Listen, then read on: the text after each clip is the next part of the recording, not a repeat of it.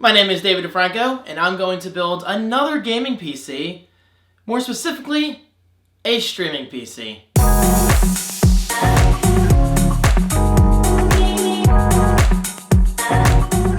Hello guys, how are you today? My name is David Franco from davidfran.co. Let me get on my knees here. This is kind of an awkward recording situation because I'm trying to get everything in frame, I'm trying to get myself in frame, whatever. Anyway, nearly 3 years ago, cannot believe it's been that long. Nearly 3 years ago, I built my first gaming PC in probably over 10 years. Because I kind of went through like a console phase, then I discovered Twitch and Mixer and all that. I'm like, I really want to get out there and stream. And guys, honestly, I've been loving it. I've been growing fairly quickly on Twitch and fairly quickly on Mixer. Both those links are right below if you want to support me. Thank you so much. I appreciate it. But even then, over the years, I've discovered the, let's just say, obstacles or minor annoyances of streaming and gaming on a single PC. In other words, a gaming PC. That brings me to today. I'm going to build a streaming PC, and for those who have no idea what that is, it's kind of exactly what it sounds like.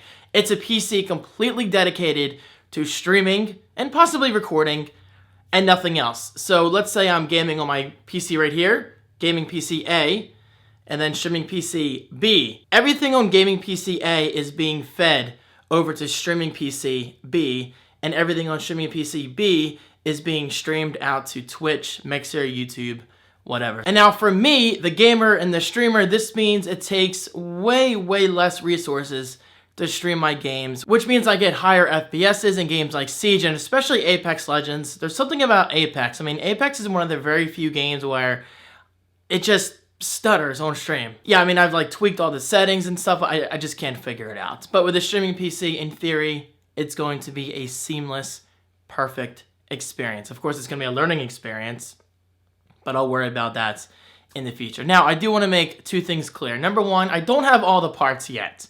I don't have all the parts. I need 2 or 3 more components. I have the processor, which is over there. I have the motherboard. I have the GPU, the power supply, the RAM, the fans, all that stuff. I do not have a cooler for my CPU yet. I do not have storage, at least an SSD. I have a hard drive, but I'll talk about that later. And I don't have a capture card, which is obviously required. And number 2, this is not a how to build a gaming PC / streaming PC tutorial. Please do not look up to me. Look up to people like Bitwit or Linus Tech Tips, or whatever. There are much better, much more knowledgeable people out there than myself. I'm just doing this for fun. I'm doing this because I love tech, I love gaming, and I just love building stuff. So let's get into it, and I promise all future videos will not be this in-depth in the beginning because this is simply my introduction video. But my future videos will be quick and to the point where I install the GPU, the RAM, the fans, and all that stuff. So with that said, let's start today's video with the motherboard. I did order myself this probably 3 years ago because it was a spare motherboard because I thought the one in my gaming PC upstairs was dead, but it ended up being a power supply. Thank God, because who the hell wants to replace the motherboard? That's just frustrating because you literally have to take out like pretty much every single component and start from scratch. But thankfully it was just a power supply. But in a moment of panic, I did order myself this spare motherboard, brand new, never been used, never been opened. The MSI Z370 Gaming Pro Carbon AC. So I figured why not keep this for a future PC, and well, here we are, nearly 3 years later. And of course, it's not the most capable motherboard by today's standards, but you guys gotta understand, I'm sure most of you know this, this is a streaming PC.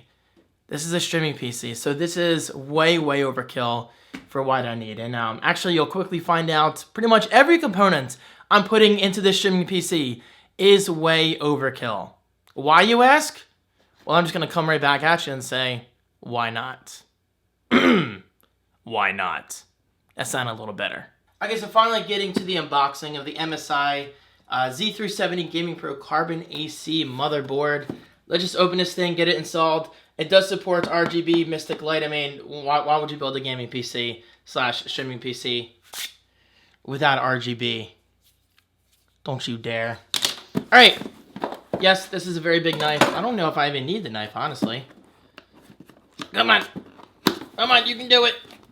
There you go. Oh.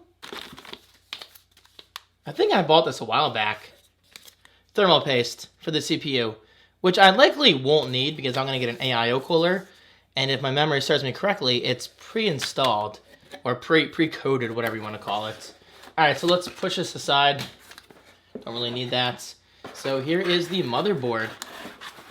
Unlike my first motherboard for my gaming PC, this one's actually wrapped, which I found kind of weird that the other one was not protected. So let's push that aside temporarily. Put that right there. We do get this round circular disc. I have no idea what this does. I mean, what is this? Does it bend? It does bend. Look at that, huh? I don't know. A coaster maybe? I'm not sure. Thank you for choosing an MSI product. You are totally welcome. These look like stickers. Oh yeah, just labels basically, making it easy to route your cables. That's actually pretty cool. This is something I did not get with my Asus motherboard. So if you want to label your SATA cables and all that stuff, you can. Probably won't do that though, honestly, because this isn't going to be a very complex build. Quick installation guide that I will set aside for reference. And here we have an SLI HB bridge adapter, which I probably will not need, but I will show it to you guys anyway, because why not? There you go. It's actually a pretty nice manual. Of course, it's not color on the inside, but the outside cover is color. You know, glossy, all that stuff. Looks pretty good. I'll reference that as I need it, if I need it. Got some cables and stuff. Basically a bunch of cables. We got the back plate for the I/O. Antenna for Wi-Fi, which I will not be using. And bada bing, bada boom. Lots of cables, lots of cables. And this, let me see what this is. Okay, so this small component I'm showing right now is the MSI Herald AC Intel AC8265 Wi-Fi adapter. This is probably something I'm not going to install. Although I will say this, very interestingly enough, I did not get this with my Asus motherboard. This was actually pre-installed on the motherboard. So whether that's a good thing or a bad thing, it just comes down to your usage case. But yeah, there you go. It's cool looking. Is it edible? Maybe. Here's the actual motherboard. We can lift this out of here carefully. And we can take the protective cover off, which is taped a little bit. So let's just take that off. When in doubt, use a knife.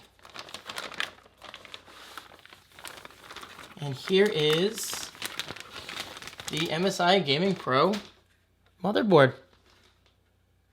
Not bad, right? Not bad at all. We have plenty of expansion for GPUs and RAMs and all that stuff. All this I/O in the back. Again, this thing is way, way overkill for what I actually need. But you know what? I like it. Ugh. For the sake of staying organized, I'm going to put all these components away just for the time being. That's actually what I've been doing with my previous motherboard and the one before that, back when I was in high school. My current box is actually right back here. Give me 1 second. This is from my other gaming PC build a few years back. As you can see, I have a spare Corsair LL120 RGB fan, bunch of Razer stickers, adapters for AIO coolers for AMD, just in case I ever went that route. Spare NZXT fans, got SATA cables. It's always a good idea to have a box of spare parts because, well, why not? I don't understand why you wouldn't have spare parts. So there you go. Looks like I'm building a new collection. Okay, let's open up the case, which by the way is an NZXT H700 mid-tower case. My other gaming PC is actually housed in an NZXT case, and I love that case. I love everything about it. And this is very, very similar. But if anything, I believe the cable management on this one is even better. All right, let's begin the process by removing the side tempered glass window, which as always feels beautiful with these thumb screws. God, they're so smooth. NZXT did a fantastic job with the build of this case. And if you guys are interested in the motherboard and or NZXT case, both of them will be linked right below for your convenience. Okay, there you go. There's the case. As you can see, there's really not a lot to see right now because there's pretty much nothing in there except for the fans, which of course I will be taking out. I mean, come on. It's all about that RGB, right? And I apologize. This is a really scary angle. It's a wide angle lens, so it makes me look a little bigger than I actually am.